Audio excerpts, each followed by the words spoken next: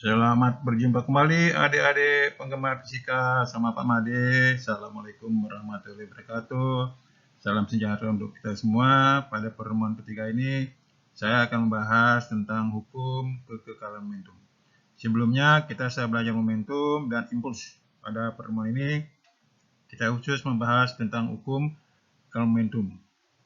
Hukum kekekalan momentum untuk peristiwa tumbukan yaitu jumlah momentum benda-benda sebelum dan sesudah tumbukan adalah tetap, asalkan tidak ada gaya-gaya luar yang bekerja pada benda itu.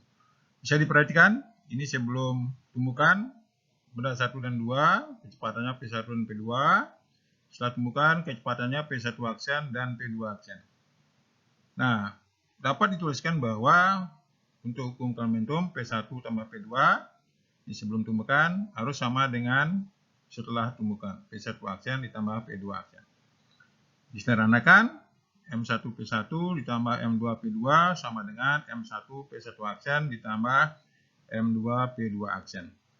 Dalam hal ini, M1 massa benda 1, M2 massa benda 2, P1 kecepatan benda 1 sebelum tumbukan, P2 kecepatan benda 2 sebelum tumbukan, P1 aksen kecepatan benda 1 setelah tumbukan, P2 aksen kecepatan benda 2 setelah tumbukan. Jadi begini adik-adik, kalau belajar hukum kekekalan momentum nanti bisa diperhatikan. Yang pertama adalah keadaan awal dan akhir benda setelah tumbukan. Demikian pula arah harus diperhatikan. Ingat bahwa momentum besaran vektor. Jadi arah, keadaan awal dan akhir diperhatikan sehingga nanti memudahkan mengerjakan soal-soal berhubungan dengan hukum kekekalan momentum. Selamat menyimak berikutnya contoh-contoh soal. Contoh soal yang berkaitan dengan hukum kekekalan momentum.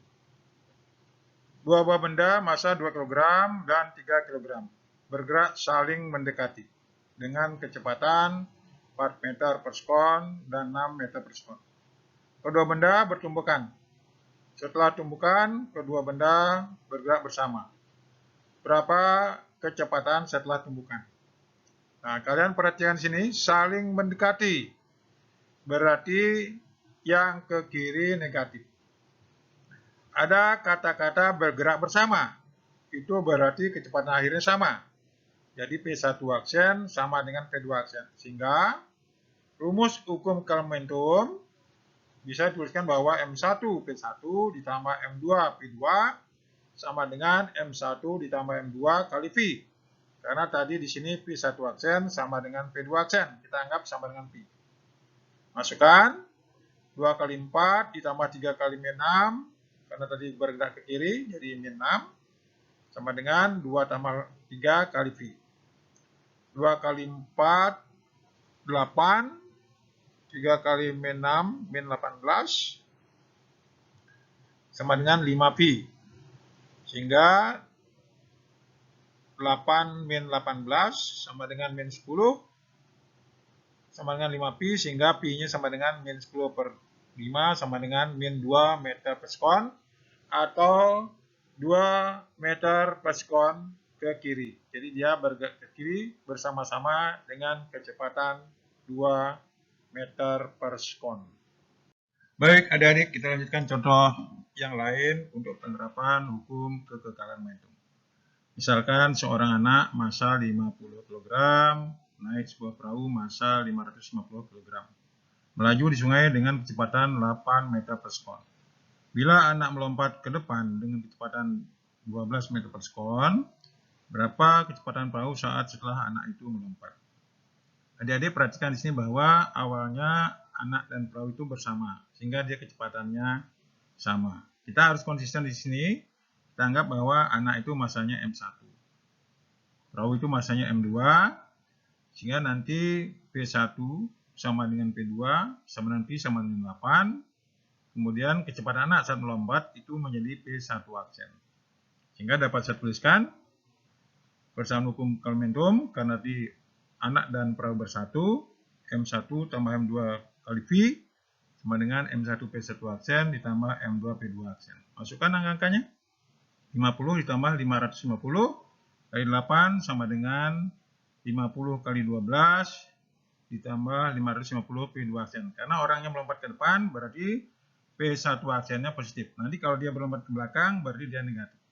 Kalikan, jadi 4.800 sama dengan 600 ditambah 550 P2 aksen.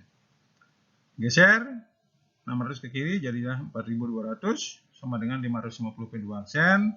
Diperoleh P2 aksen sama dengan 420 dibagi 55 sama dengan 7,6 meter per sekon. Jadi kecepatan perahu saat setelah anak itu melompat menjadi 7,6 meter per sekon. Satuannya positif berarti dia masih bergerak ke depan. Jadi perhatikan adik-adik, kalau nanti anak itu melompat ke belakang, dia kecepatannya negatif. Kalau dia ke depan, kecepatannya positif. Jadi keadaan awal dan arah diperhatikan. Kita lanjutkan contoh yang lain. Perhatikan adik-adik contoh yang lain penerapan hukum Kalementum. Sebuah peluru massa 200 gram ditembakkan ke arah sebuah bandul, tergantung massa bandul 4,80 gram. Peluru bersarang dalam bandul dan bersama dan bandul terangkat 125 cm. Dari keadaan semula, berapakah kecepatan peluru tersebut? Nah, di sini harus konsisten, kita anggap bahwa massa peluru itu M1, massa bandul itu M2. Kemudian di sini terangkat 125. Bandul itu terangkat bergerak bersama dengan peluru. Sehingga kecepatan akhirnya sama. P1 aksen sama dengan P2 aksen sama dengan Pi sama dengan akar 2 kali 10 kali 1,25.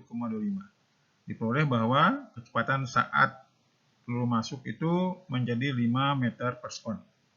Masukkan ke hukum Kalementum. Karena tadi di sini bandul diam, berarti P2-nya 0.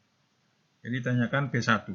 Jadi M1 P1 ditambah M2 P2 sama dengan kurung M1 tambah M2 kali Pi, karena dia bergerak bersama, kecepatan sama.